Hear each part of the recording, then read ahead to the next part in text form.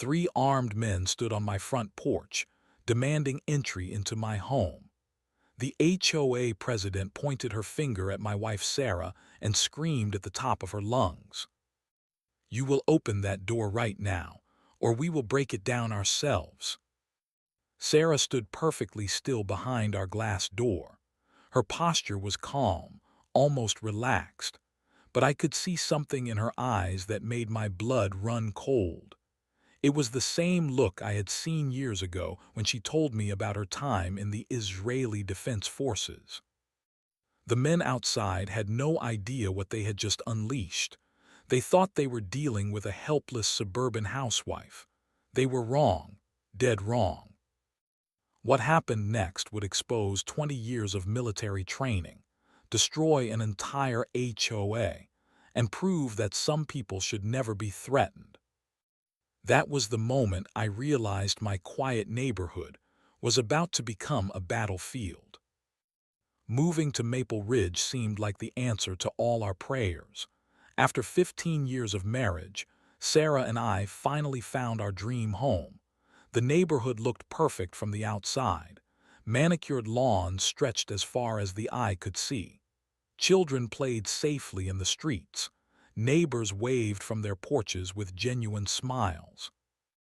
Sarah loved the house immediately. She walked through each room with the same methodical attention she brought to everything in her life. Most people saw her careful nature as simple perfectionism. They had no idea it came from 20 years of commanding elite military units in one of the world's most advanced armed forces. My wife rarely talked about her time in the Israeli Defense Forces. When people asked about her career, she would simply say she worked in security consulting. It was technically true, but it barely scratched the surface of what she had actually done. Sarah had commanded forces in some of the most dangerous situations imaginable.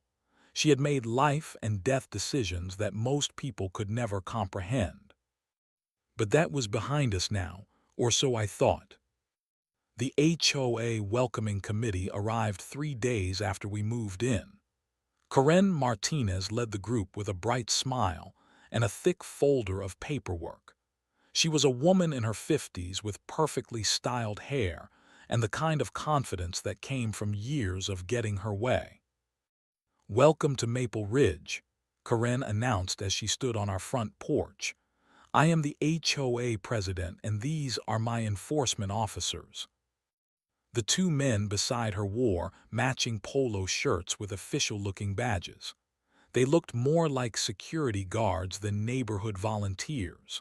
Something about their presence felt wrong, but I tried to give them the benefit of the doubt. Sarah opened the door and invited them inside. She offered coffee and cookies like the perfect hostess, but I noticed how she positioned herself near the kitchen doorway. It gave her a clear view of all exits and kept her back protected. Old habits, I realized. Karen spread the paperwork across our dining room table, page after page of rules, regulations, and requirements. Most of it seemed standard for a homeowners association. But then she got to the part that made my stomach drop. "We will need to inspect your home office within the next 2 weeks," Karen explained. "It is part of our security compliance program." Sarah stopped stirring her coffee. The spoon clinked against the cup as she set it down. When she looked up, her expression had changed completely. "Security compliance for what exactly?" Sarah asked. Karen's smile faltered slightly. "Well, we need to ensure that no one is running unauthorized businesses from their homes.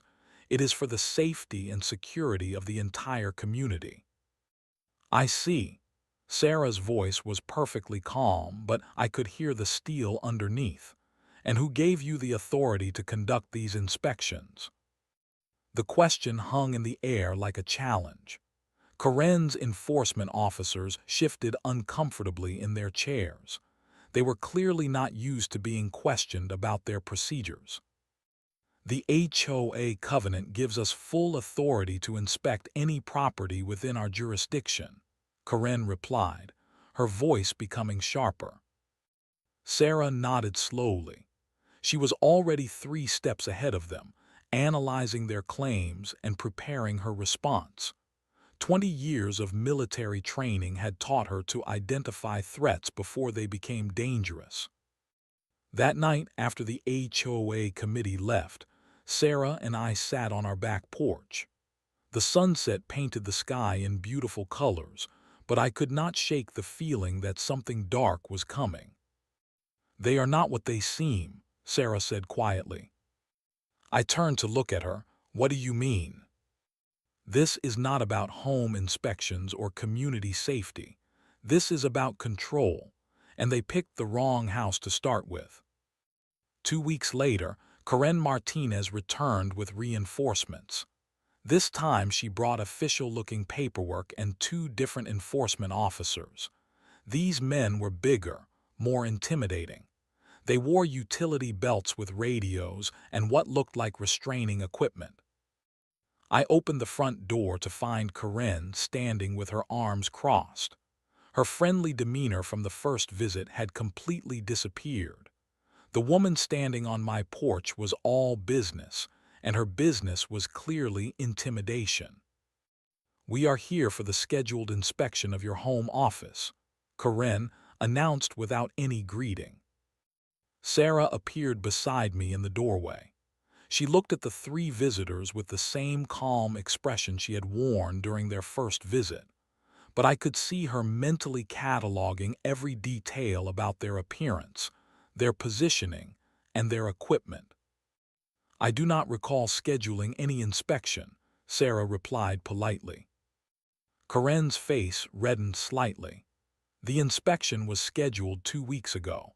We explained the requirements during our welcome visit." "You explained your desire to inspect my office," Sarah corrected. "I never agreed to allow it." The tension in the air became thick enough to cut with a knife. Karen's enforcement officers moved slightly closer to the door. It was a subtle intimidation tactic, but Sarah noticed immediately. "Ma'am, this is not a request," one of the officers said in a gruff voice. "This is a requirement under the HOA covenant." Sarah's posture straightened almost imperceptibly. To most people, she would have looked the same as before. But I knew my wife well enough to recognize the shift. She had just transitioned from civilian mode to something else entirely. "I would like to see the specific legal authority that gives you the right to enter my home," Sarah said calmly. Karen fumbled through her paperwork, clearly not expecting this level of resistance. Most homeowners in the neighborhood had learned to comply with HOA demands without question. They had never faced someone who actually understood legal procedure. "The covenant clearly states that the HOA has the authority to inspect properties for compliance purposes," Karen said, waving a document in the air. "May I see that document?" Sarah asked. Karen hesitated, then handed over the papers.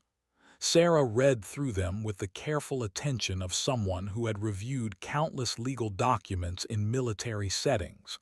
After a few minutes, she looked up with a slight smile.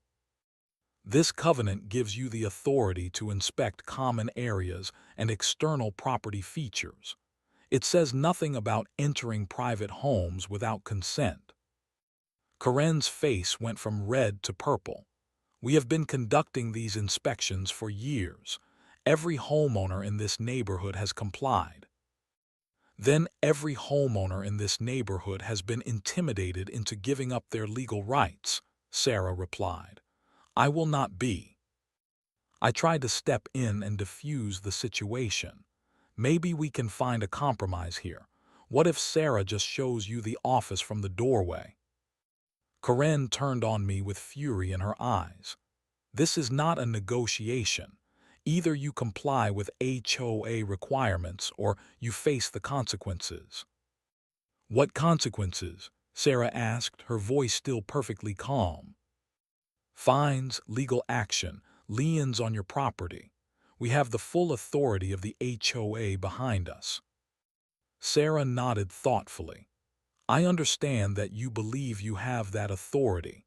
However, I disagree with your interpretation of the law. If you would like to pursue legal action, I suggest you contact your attorney. The enforcement officers looked at each other uncertainly. They were clearly not used to dealing with someone who remained calm under pressure. Most people would have been intimidated into compliance by now. Karen's voice rose to nearly a shout. You cannot just refuse to cooperate. This is a community, and communities have rules. Communities have rules, Sarah agreed. But communities also have rights, and one of those rights is the right to privacy in your own home. We will see about that, Karen snarled as she turned to leave. You have no idea what you are dealing with. Sarah watched them walk back to their car. Once they were gone, she closed the door and turned to me. Now it begins, she said quietly. What begins? I asked. The real test. They will escalate now. People like Karen cannot handle being told no. They will keep pushing until they find our breaking point. I felt a chill run down my spine. What if we do not have a breaking point? Sarah's smile was cold as ice. Then they are going to learn something about themselves they probably do not want to know. The harassment began the very next morning. I woke up to find our garbage cans overturned and trash scattered across our front yard. It could have been animals, but the neat way everything was arranged suggested human involvement. Sarah surveyed the mess with the same methodical attention she brought to everything else. She took photographs from multiple angles, documented the time and weather conditions, and made notes in a small notebook I had never seen before. You are treating this like a crime scene, I observed. Because it is, Sarah replied. This is psychological warfare. They are trying to make us feel helpless and isolated. Over the next few days, the incidents escalated. Anonymous noise complaints were filed against us with the city. Service trucks showed up at our house claiming they had been called to fix problems that did not exist. Our mailbox was vandalized twice in 1 week. Sarah documented everything. She installed security cameras around our property and began keeping detailed logs of every incident. When I asked her why she was being so thorough, she looked at me with the patience of someone explaining tactics to a new recruit. In any conflict, information is power. They are creating a pattern of harassment, but they are also creating evidence of their own criminal behavior. The HOA did not limit their campaign to anonymous harassment. Karen Martinez began holding special board meetings to discuss the problem property on Maple Ridge. She sent letters to every homeowner in the neighborhood, painting us as troublemakers who were threatening the community's property values. Most of our neighbors began avoiding us. When I tried to talk to the man who lived next door, he hurried inside his house without making eye contact. The family across the street no longer waved when they saw us outside. They are turning the whole neighborhood against us, I told Sarah one evening. No, she corrected. They are revealing what the neighborhood really is. These people are not avoiding us because they think we are wrong. They are avoiding us because they are afraid of becoming the next target. Sarah's insight proved accurate when Mrs. Chen from down the street approached us during one of our evening walks. She was an elderly woman who had lived in the neighborhood for over 30 years. She looked around nervously before speaking. I wanted to thank you for standing up to them, she whispered. That woman has been terrorizing this neighborhood for years. She forced the Hendersons to move out because she did not like their garden. She made the Johnsons tear down their children's swing set because it was 2 inches too close to the property line. Why does everyone put up with it? I asked. Mrs. Chen's eyes filled with tears. Because we are afraid. She has lawyers and connections with the city. She can make your life miserable if you cross her. Most of us are retired or close to retirement. We cannot afford to fight her." Sarah listened to every word with intense concentration. When Mrs. Chen finished speaking, Sarah placed a gentle hand on her shoulder. "You do not have to be afraid anymore," Sarah said quietly. "I promise you that." Meanwhile, Karen's efforts to break our resolve became more sophisticated. She filed formal complaints with the city, claiming that Sarah was running an illegal business from our home. Building inspectors showed up unannounced, demanding to examine our property for code violations. Sarah handled each visit with professional courtesy. She provided exactly what was required by law, nothing more and nothing less. When the inspectors found no violations, she made sure to get their findings in writing. "You are making them look incompetent," I observed after the third failed inspection.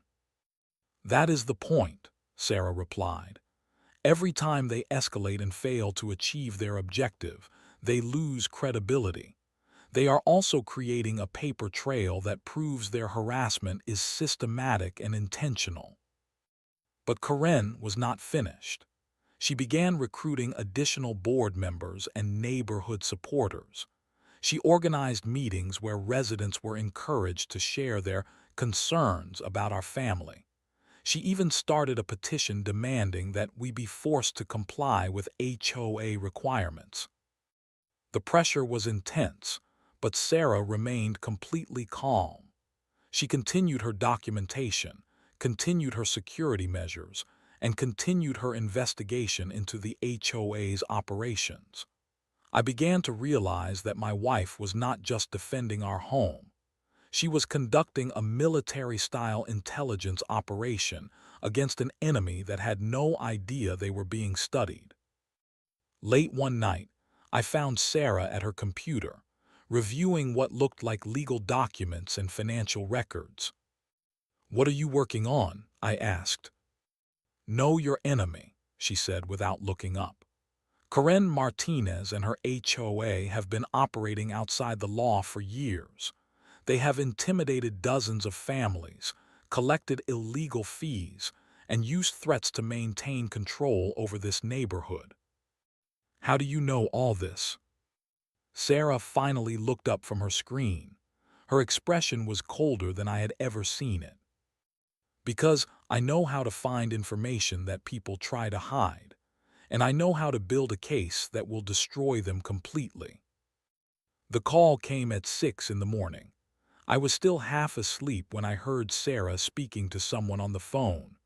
Her voice was professional and calm, but I could hear the tension underneath. "Yes, officer. My address is 412 Maple Ridge Drive.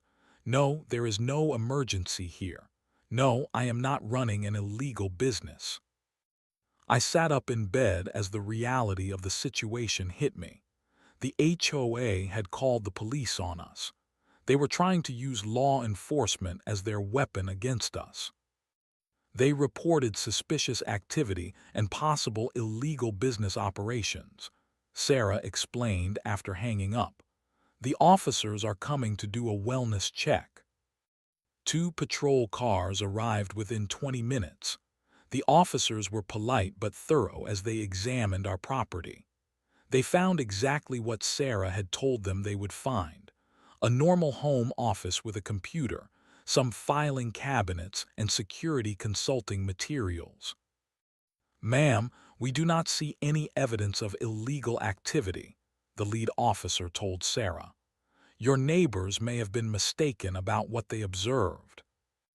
"My neighbors were not mistaken," Sarah replied calmly. "They were deliberately misinformed by someone who is trying to harass us." The officer made notes in his report. "If you are experiencing harassment, you should document everything and contact us if it escalates." "I am already documenting everything," Sarah assured him, "and I have a feeling it will escalate very soon." She was right. The failed police intervention seemed to push Karen Martinez over the edge. That afternoon, she showed up at our door with a larger group than I had ever seen. Karen was flanked by 6 men, all wearing matching shirts with HOA security printed on the back. But these men were different from the previous enforcement officers. They were bigger, more aggressive, and they carried themselves like people who were used to getting their way through intimidation. Several of them had obvious bulges under their shirts that suggested they were carrying weapons. "This is your final warning," Karen announced from our front porch. "You will allow us to inspect your home office, or we will inspect it ourselves." Sarah stood behind our glass door, studying the group with the same analytical attention she had shown during every previous encounter. But something had changed in her posture. She was no longer just observing. She was assessing. "I do not consent to any inspection," Sarah said clearly. "You are trespassing on my property, and I am asking you to leave." One of the security team members stepped forward. He was a large man with military-style tattoos and the kind of build that suggested he spent serious time in the gym. "Lady, we are not asking anymore. We are telling you, open this door right now." Sarah's voice remained perfectly calm. "Are you threatening me?" "We are informing you of the consequences of continued noncompliance," Karen said. "The HOA has the authority to take necessary actions to ensure community safety." "What kind of necessary actions?" Sarah asked. The large man placed his hand on his hip, where I could now clearly see the outline of a concealed weapon. "Whatever actions are required." I felt my heart rate spike. These people were no longer just harassers. They were making genuine threats of violence. But Sarah's reaction was not fear or anger. It was something else entirely. "I see," Sarah said quietly. "You are escalating to physical intimidation." "We are using appropriate force to compel compliance," Karen replied. Sarah nodded slowly. "I want to make sure I understand the situation correctly. You are threatening to use weapons against me if I do not allow you to enter my home illegally." "We are authorized to use necessary force to maintain community standards," the large man said, his hand still resting on his weapon. "Authorized by whom?" Sarah asked. "By the HOA board and the community covenant," Karen replied. Sarah was quiet for a long moment. I could see her mind working, calculating, planning. When she finally spoke, her voice was different. It carried an authority that I had never heard before. "I am going to give you one chance to leave my property voluntarily. If you do not take that chance, what happens next will be entirely your responsibility." Karen laughed. "Are you threatening us now?" "I am informing you that you are about to make a very serious mistake," Sarah replied. "You have no idea who you are dealing with." The large man stepped closer to the door. "We know exactly who we are dealing with, a housewife who thinks she is tough." Sarah's smile was cold as winter. "You are about to learn how wrong you are." She stepped back from the door and pulled out her phone. As she dialed, I could hear her speaking quietly to someone on the other end. "This is Sarah. I need immediate assistance at my location. Armed civilians are threatening to breach my home. Yes, I am activating the protocol we discussed." Karen and her security team exchanged uncertain glances. They had expected fear or compliance. They had not expected my wife to make phone calls to unknown allies. "Who are you calling?" Karen demanded. Sarah looked at her through the glass door. "People who understand the difference between real authority and neighborhood bullies." That was when I realized the HOA had just made the biggest mistake of their lives. The black SUVs arrived within 15 minutes. 3 vehicles, each carrying men who moved with the kind of precision that made Karen's security team look like amateur theater actors. They wore no uniforms, displayed no badges, but their presence changed the entire atmosphere of the confrontation. Sarah opened our front door for the first time since the standoff began. She walked outside with the confident stride of someone who had just called in professional backup. The men from the SUVs positioned themselves with tactical awareness that was immediately obvious to anyone who understood military operations. "Gentlemen," Sarah said to the newcomers, "thank you for responding so quickly." The lead man nodded. He was tall, lean, and carried himself with the quiet confidence of someone who had seen real combat. When he spoke, his accent carried hints of multiple languages. "Sarah, we received your call. What is the situation?" Karen and her security team suddenly looked very small and very amateur. The weapons they had been so proud of moments before now seemed like toys in comparison to the professionals surrounding them. "These individuals have been conducting a campaign of harassment for several weeks," Sarah explained. "Today they escalated to direct threats of violence and attempted to force entry into my home." The professional studied Karen's group with the same analytical attention that Sarah had shown throughout the entire conflict. His assessment was quick and thorough. "Armed civilians with no legal authority attempting to breach a private residence," he said. "This is a federal matter." Karen finally found her voice. "Now wait just a minute. We are the HOA enforcement team. We have full authority to conduct inspections in this neighborhood." The professional looked at her with the kind of patience reserved for explaining simple concepts to confused children. "Ma'am, you have no authority whatsoever. You are private citizens engaged in criminal harassment and intimidation." "Criminal harassment," Karen sputtered. "We are trying to maintain community standards." "By threatening violence against a homeowner who refused to allow illegal searches?" the professional asked. "That is not community standards. That is organized crime."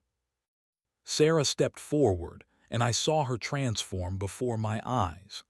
The quiet housewife disappeared, replaced by someone who commanded respect through competence rather than intimidation. "Karen, I tried to handle this situation peacefully. You chose to escalate at every opportunity. You filed false police reports, organized harassment campaigns, and finally resorted to threats of violence." "Who are you?" Karen asked, her voice barely above a whisper. "I am Colonel Sarah Martinez, retired Israeli Defense Forces.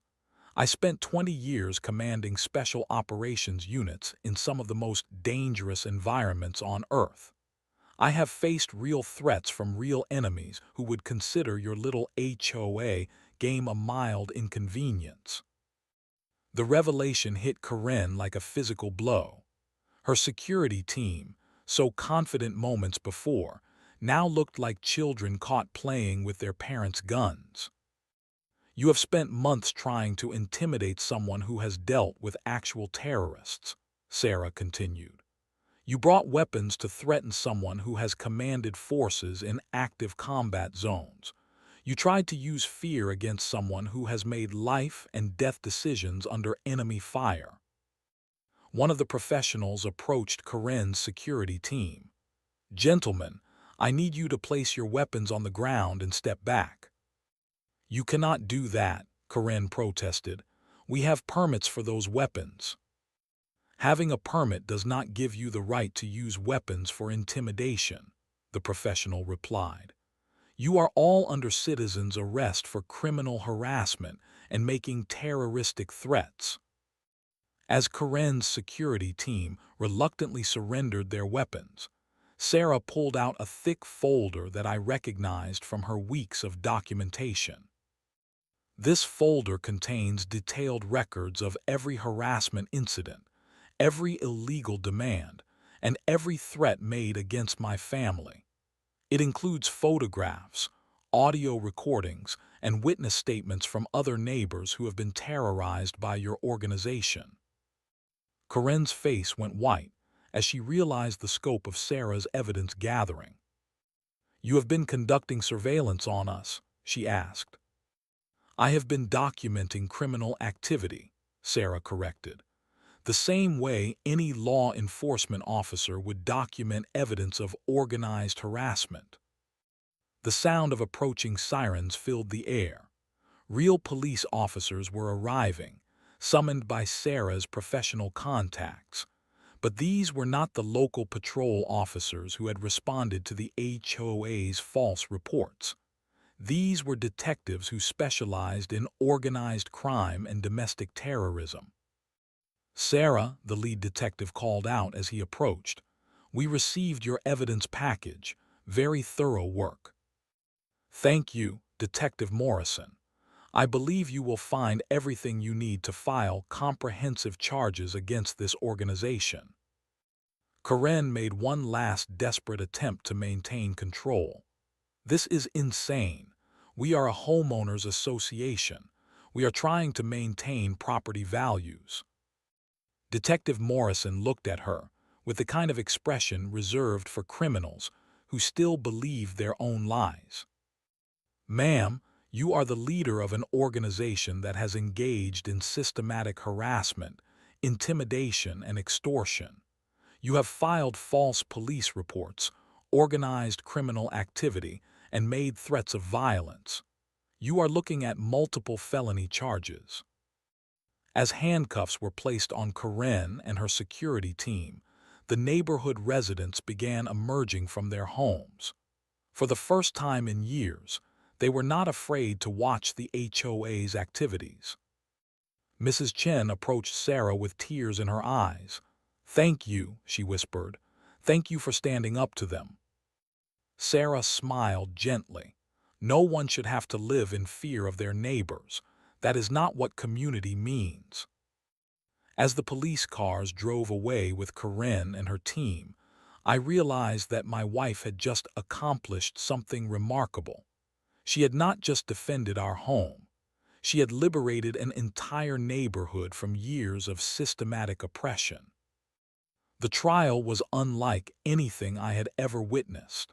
Sarah's evidence package had given prosecutors everything they needed to build an airtight case against Corinne Martinez and her organization. The courtroom was packed with neighbors who had finally found the courage to tell their stories. Sarah took the witness stand with the same calm professionalism she had shown throughout the entire conflict. She wore a simple business suit, but her bearing left no doubt about her background and expertise. "Colonel Martinez," the prosecutor began, "please describe your professional background for the jury." "I served 20 years in the Israeli Defense Forces, rising to the rank of colonel. I commanded special operations units in multiple theaters of operation. My expertise includes threat assessment, intelligence gathering, and conflict resolution." "And what was your assessment of the defendant's organization?" Sarah looked directly at Corinne Martinez before answering. "The defendant operated a criminal enterprise disguised as a homeowners association. Her organization used systematic harassment, intimidation, and threats of violence to extort money and compliance from vulnerable residents." Corinne's lawyer objected, but Sarah's testimony was supported by overwhelming evidence. The prosecution presented hundreds of photographs, audio recordings, and witness statements. Other neighbors testified about years of harassment they had endured. Mrs. Chen took the stand with visible emotion. "They made our lives miserable. Mrs. Martinez would find any excuse to fine us, threaten us, or force us to change our homes. When my husband got sick, she tried to force us to sell our house because she said his medical equipment was unsightly." The financial records Sarah had uncovered revealed the true scope of the HOA's criminal operation. They had collected over $200,000 in illegal fees over 5 years. They had forced 17 families to move out of the neighborhood through harassment and intimidation. This was not about maintaining property values, the prosecutor argued during closing statements. This was about control, power, and money. The defendant created a reign of terror in a peaceful neighborhood. Karen's defense attorney tried to paint her as a dedicated community volunteer who had been misunderstood. But the evidence was too overwhelming, and Sarah's testimony too compelling. Mrs. Martinez knew exactly what she was doing, the prosecutor continued. She targeted vulnerable residents, used fear as a weapon, and created an atmosphere of oppression. When she finally met someone who would not be intimidated, she escalated to direct threats of violence.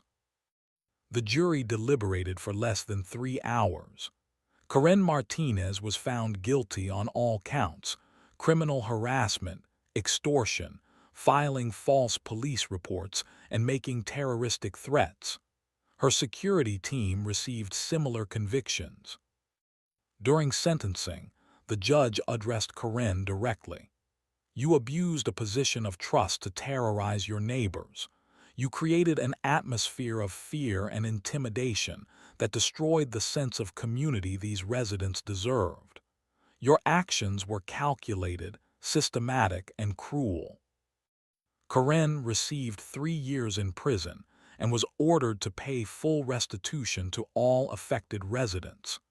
The HOA was officially dissolved, and its assets were distributed to the families who had been victimized.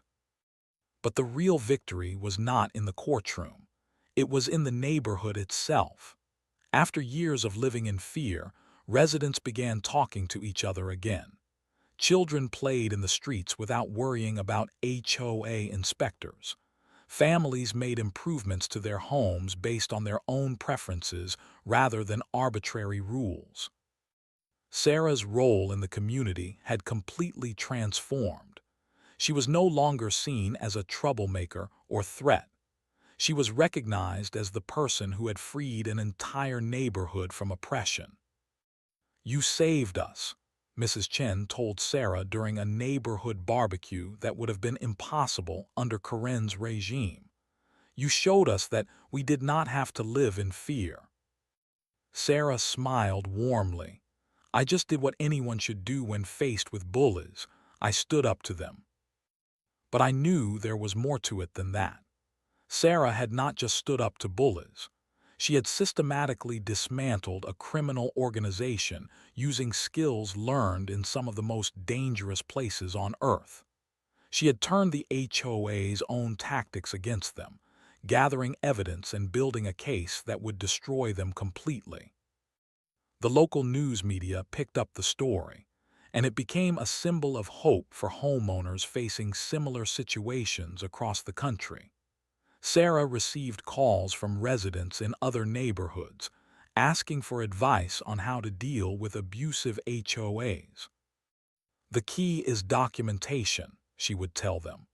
"Bullies rely on fear and isolation. When you document their actions and refuse to be intimidated, they lose their power." The story spread through social media and neighborhood forums. It became a reminder that sometimes the most effective way to deal with institutional intimidation is to simply know who you are and refuse to back down. 2 years later, Maple Ridge had become the neighborhood we had originally hoped to find. Children played freely in the streets. Neighbors actually talked to each other over their fences. Home improvements happened based on personal preference rather than bureaucratic approval. The transformation was remarkable. Without the HOA's oppressive oversight, the community had developed genuine cooperation and mutual respect. Residents organized volunteer projects, helped elderly neighbors with yard work, and celebrated holidays together. Sarah's reputation in the community reflected not just her successful resistance to the HOA, but her demonstration that sometimes the most effective response to bullies is simply refusing to be bullied. She had become a quiet leader, someone people turned to for advice and support. You know what I learned from all this? I asked Sarah one evening as we sat on our back porch, watching the sunset paint the sky in beautiful colors. "What is that?" she replied. "That courage is not about not being afraid. It is about knowing when something is worth standing up for." Sarah smiled. "I was never afraid of Corinne Martinez or her little army. I was afraid of what would happen to this neighborhood if no one stood up to them." The irony of Corinne's fate was not lost on anyone who knew the full story. Her attempt to control someone uncontrollable had led to her own complete downfall. She had lost her freedom, her reputation, and her power. Most importantly, she had lost the fear that had been her primary weapon. "Do you ever regret how things turned out?" I asked. Sarah considered the question carefully. "I regret that it took so long for people to stand up for themselves. I regret that Corinne was allowed to terrorize families for years before someone finally said no. But I do not regret showing her the consequences of her actions." Our neighborhood had become proof that communities work best when they are built on mutual respect rather than fear.